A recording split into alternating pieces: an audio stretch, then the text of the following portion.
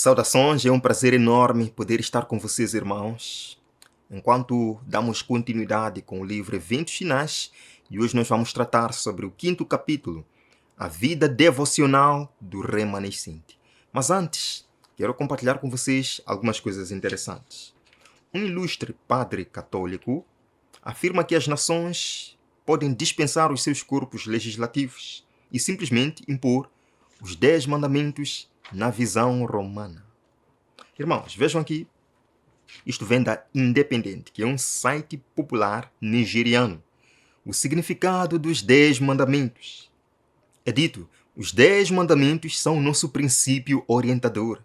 É a lei que controla todas as outras leis. É a constituição de todas as constituições. E ele diz que se as pessoas aceitassem os 10 mandamentos como a sua constituição, não precisarão de gastar todo o dinheiro que estão a gastar com os legisladores. Porque os 10 mandamentos cobrem todos. Na verdade, ele queria dizer se as nações, não se as pessoas aceitassem os 10 mandamentos como sua constituição, mas se as nações. Então, este é um convite, é um apelo para deixar de lado as constituições das nações e basear-se simplesmente nos 10 mandamentos da visão romana. Veja, irmãos, é dito, o 3º mandamento, isto não podia faltar. Podia faltar, irmãos? Não podia faltar. Vamos lá. O 3º mandamento afirma: lembra-te do dia do sábado, para o manter sagrado. 6 dias trabalharás e farás todo o teu trabalho, mas o 7º dia é um sábado para o Senhor teu Deus. E eu pergunto, o que o 3º mandamento tem a ver com sábado? Quando nós lemos na Bíblia, o 3º mandamento fala sobre não tomar o nome do Senhor Deus em vão. Sim, irmãos, continua. Nele não farás nenhuma obra. Ele diz que o dia de sábado não é apenas um dia de descanso, é também um dia de adoração. Um dia em que adoramos ao Senhor nosso Deus. Está claro de que dia eles estão falando? Claro, porque o 3º mandamento, segundo o Catecismo Romano, guardar domingos e festas, e citam a palavra de Deus, para atrapalhar a mente das pessoas. É interessante o fato, irmãos, de que a Independente, que de fato afirma ser o jornal mais lido entre a elite política e empresarial da Nigéria, vem agora a publicar uma fake news bíblica, uma desinformação bíblica. O que nós estamos vendo aqui é uma desinformação bíblica. Vamos lá aos fatos. Vejam aqui, irmãos, nesse livro é dito: o domingo é uma instituição católica e suas reivindicações de observância só podem ser defendidas com base nos princípios católicos. Está isto claro? Outra citação. O protestantismo, ao descartar a autoridade da Igreja, ou seja, católica romana, não tem boas razões para sua teoria dominical e deveria, logicamente, manter o sábado como dia de descanso santo ao Senhor. Portanto, irmãos, nós vemos aqui um ilustre, um agente católico defendendo um sistema de governo onde a doutrina religiosa é considerada suprema. Abaixe todas as constituições, coloque os 10 mandamentos, inclusive o 3º mandamento.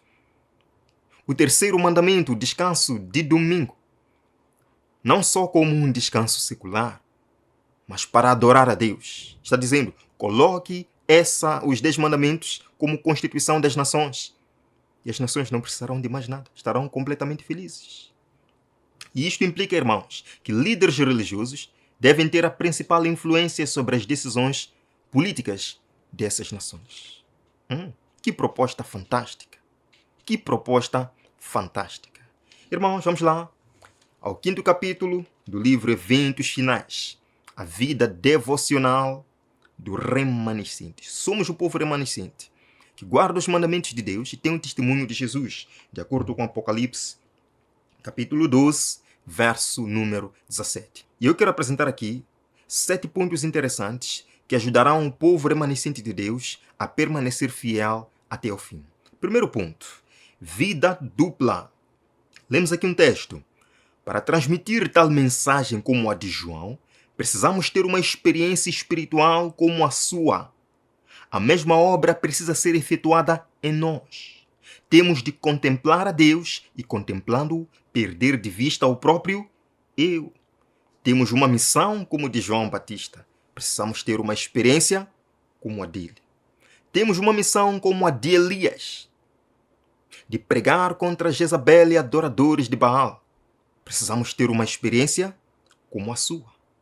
Temos uma missão como a de Isaías, de restaurar as veredas. Precisamos de ter uma experiência como a dele. Temos uma missão como a de José no Egito, preparar um povo para a crise. Precisamos de ter uma experiência como a de José. Temos uma missão como a de Daniel na Babilônia, em meio à apostasia. Temos que ter uma experiência como a dele. Vida dupla. O que é vida dupla? Lemos aqui, irmãos. Jamais devemos permitir ser privados de tal poder. Que poder? A experiência de João Batista, a experiência de Elias. É nosso privilégio ter essa experiência. Carecemos de uma vida dupla, vida de pensamento e de ação, de silenciosa prece e infatigável trabalho. Vida dupla, irmãos, não é aquilo que muitos estão pensando, de ser bonzinho na igreja, mas lá em casa é um estragavão. Não é isto. Vida dupla, nesse contexto do capítulo 5 de Eventos Finais, é uma vida de oração e trabalho. Uma vida de meditação e prática. Sabem por quê, irmãos? Porque muitos de nós trabalham tanto para a causa de Deus que não tem tempo para orar, não tem tempo para a comunhão com Deus. Outros oram muito, estão sempre lendo a Bíblia e não trabalham. Vida dupla, trabalhar e orar. É o que diz o hino do Inário Adventista. Trabalhar e orar fielmente na seara do Senhor. Vamos lá então ao segundo ponto aqui importante para, como povo remanescente, permanecermos fiéis até o fim. Devemos estar fundados em Cristo. Fundados em Cristo. Vejam aqui, irmãos, a única defesa contra o mal é Cristo habitar no coração mediante a fé em sua justiça. Amém? A menos que nos unamos vitalmente a Deus, nunca poderemos resistir. Escutem bem. Nunca poderemos resistir aos não santificados efeitos do amor próprio, da condescendência com nós mesmos e da tentação para pecar. Como é que o jovem pode guardar o seu caminho? Como é que o jovem pode guardar as avenidas de sua alma? Comunhão com Jesus. Por isso que Jesus disse em João capítulo 15, começando do verso número 5, a palavra de Deus nos diz aqui: Eu sou a videira, vocês são os ramos. Se alguém permanecer em mim e eu nele, esse dará muito fruto, pois sem mim vocês não podem fazer coisa alguma. Não adianta o quanto nós tentemos nos esforçar, sem Jesus habitando no coração, sem comunhão, sem conexão com Jesus, nós não somos nada. Verso 6. Se alguém não permanecer em mim, será como um ramo que é jogado fora e seca. Sim, tais ramos são apanhados, lançados ao fogo e queimados. Se vocês permanecerem em mim e as minhas palavras permanecerem em vocês, pedirão o que quiserem e será concedido. Por que pediremos o que quisermos e seremos concedidos? Porque à medida que o nosso relacionamento estiver profundamente arraigado em Cristo, tivermos aquela conexão com Jesus, tudo aquilo que nós pedirmos será da vontade dele. Porque nós saberemos qual é a vontade dele. Irmãos, vemos aqui. Terceiro ponto. Devemos ser moldados pelo Espírito Santo. Lemos uma citação. Não há um impulso de nossa natureza, nem uma faculdade do Espírito ou inclinação do coração que não necessite achar-se a todo instante, sublinhei, irmãos, a todo instante, sob a direção do Espírito de Deus. A todo instante. Não deve haver um momento em que nós nos desligamos do Espírito Santo. Não pode haver um momento em que nós dizemos: Espírito Santo, afaste um pouquinho, quero fazer algumas coisas, depois te chamarei. Porque o Espírito Santo se entristece. Lemos, irmãos. Caso seja permitido que se introduza aí o mundanismo, se não temos desejo de orar, nem desejo de comungar com aquele que é a fonte de força e sabedoria, está claro, o Espírito não habita em nós. O Espírito Santo habita na sua vida? Você permite que o Espírito Santo trabalhe em seu coração? Tem você gosto em estudar a palavra de Deus? Tem você gosto em estudar a lição da escola sabatina? Tem você gosto no louvor, na adoração? Caso não, irmão, caso não, o Espírito Santo ainda não habita em si. Mas você ainda pode reverter esta situação. Hoje, sim, Jesus prometeu. Quarto passo, para como povo remanescente permanecermos fiéis até o fim. Estudar a palavra de Deus. Estudar a palavra de Deus não é ler. Não é simplesmente ler.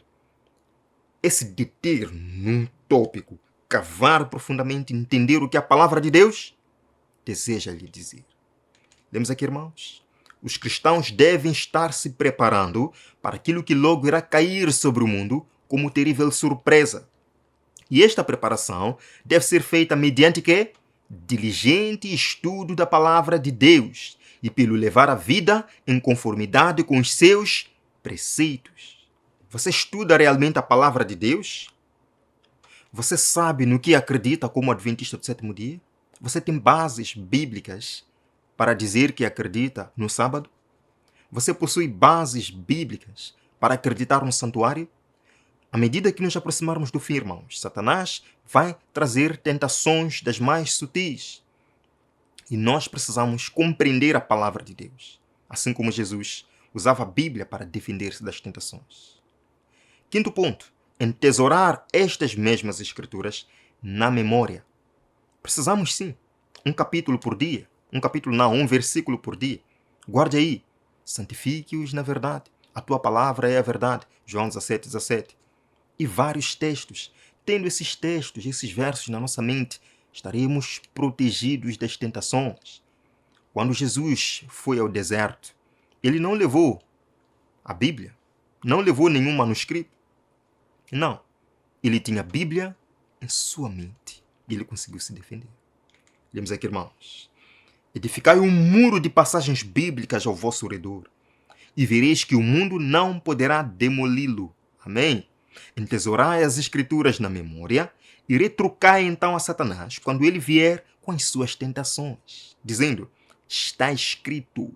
Foi dessa maneira que o nosso Senhor enfrentou as tentações de Satanás e resistiu a elas. Tendo a palavra de Deus em nossa mente, tendo a nossa mente completamente cheia da graça, da plenitude de Jesus Cristo, expulsaremos da nossa mente tudo aquilo que é imundo, tudo aquilo que não presta. E este é o sexto ponto aqui.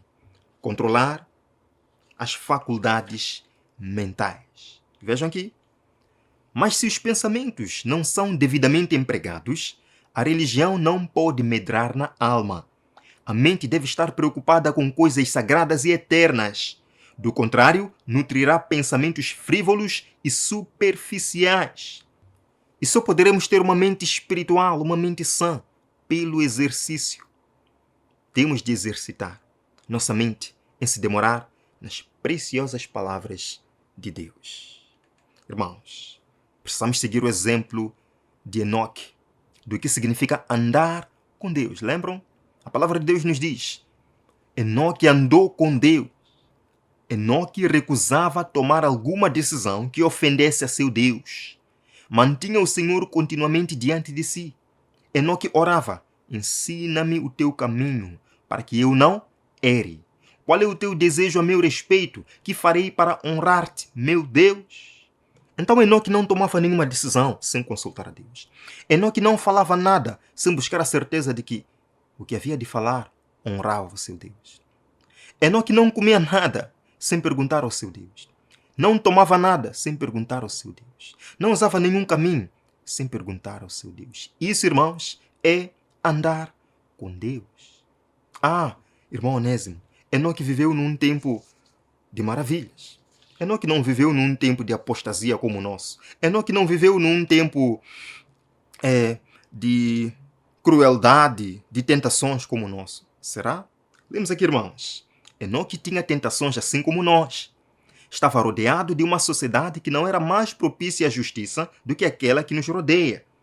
Mas Enoque não se manchava com os pecados que predominavam na época em que vivia. Nós também podemos permanecer puros e incontaminados. Enoque não se deixava manchar com os pecados predominantes de sua época. Ele fugia desses pecados. Ele fugia da tentação, fugia do inimigo, fugia do perigo. Nós também podemos, irmãos. Jesus falou isto claramente, apresentou-nos claramente. João capítulo 17, começando do verso 15. Nesta oração sacerdotal, Jesus diz: não rogo que os tires do mundo, mas que os protejas do maligno. Estamos aqui no mundo. E Jesus orou. O Pai não vai nos tirar do mundo agora, mas que sejamos protegidos do maligno. De que forma? Eles não são do mundo, como eu também não sou. Irmãos, Jesus diz primeiro: não peço que os tires do mundo. Deixa eles no mundo. Mas eles não são do mundo. Portanto, nós vivemos no mundo. Somos mantidos no mundo. Mas não somos do mundo. Porque a palavra de Deus diz: a amizade com o mundo é inimizade contra Deus. Quem ama o mundo e o que há no mundo não pode ser discípulo de Jesus. De que forma é que nós podemos ser guardados, protegidos do maligno neste mundo? Verso 17. Santifica-os na verdade. A tua palavra é a verdade. Tendo a palavra de Deus em nosso coração, praticando as palavras de Deus em nossa vida, estaremos seguros, seremos como Enoque. Numa sociedade perversa, seremos vistos como verdadeiros filhos de Deus. Último ponto, irmãos, de nossa reflexão. Tempo de séria reflexão. O tempo em que vivemos é de séria reflexão. Quem é você? O que você está fazendo aqui? Por que Deus o chamou até este momento? Séria reflexão. Lemos. Se já houve um tempo em que convinha que cada pessoa que teme a Deus refletisse seriamente, este tempo é agora. Deve ser feita a indagação. O que eu sou? E qual é a minha obra e missão neste tempo? De que lado eu estou labutando? Do lado de Cristo ou do lado do inimigo? Porque não há comunhão entre a luz e as trevas. Ou trabalhamos para Cristo, para o seu reino, para a sua glória, ou trabalhamos para o inimigo de Cristo. De que lado nós estamos? O que estamos fazendo aqui? Continua. Que toda pessoa se humilhe agora diante de Deus, pois agora vivemos realmente no grande dia da expiação. E isto nos lembra Levítico capítulo 16. Levítico capítulo 23 também fala sobre o dia da expiação entre o povo de Israel. Santa convocação. Afligireis a vossa alma. É tempo de afligir a alma. Afligir a alma não significa viver triste, deprimido neste tempo. Não. Salmos capítulo 51 nos fala aqui, mesmo vivendo, afligindo nossa alma, nos entristecendo pelo pecado do mundo, precisamos viver em alegria da salvação.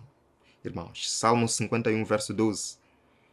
Devolve-me a alegria da tua salvação e sustenta-me com um espírito pronto a obedecer. Quando nós temos certeza que temos um advogado junto ao Pai que intercede por nós, o afligir o coração não significa viver cabisbaixo, não significa viver entristecido e deprimido, ansioso. Podemos viver com confiança, irmãos. Temos de nos entristecer, sim, pela nossa conduta passada, pelo nosso pecado, pelos nossos anos de ignorância, mas olhando confiantemente para Jesus, autor e consumador de nossa fé, que Ele devolva-nos a alegria de sua salvação. Irmãos, após o dia da expiação entre o povo de Israel, vinha uma festa de 7 dias, a festa das cabanas, onde era de fato alegria total. Para todos aqueles que, neste tempo da expiação, de fato, se entregarem a Jesus, se comprometerem com Jesus, afligirem sua alma, a alegria completa chegará. Quando Jesus, em primeiro lugar, rasgar os céus para vir resgatar os seus filhos fiéis. Viveremos eternamente ao lado do Senhor. Mas enquanto esse dia não chega, nós temos de orar, lutar e trabalhar. Que você seja, de fato, um remanescente, preparando-se para o encontro com o Senhor. Venha comigo nesta oração. Obrigado, Jesus, por sermos o povo remanescente e nos chamar este momento para brilhar por Ti. Nós aceitamos o Seu chamado. Nós aceitamos, Pai, os Teus 7 conselhos neste dia. Faça de nós uma luz para este mundo. Prepara o nosso coração para o seu encontro. Em nome de Jesus. Amém. Deus o abençoe, meu amigo. O verei no próximo vídeo no nosso canal.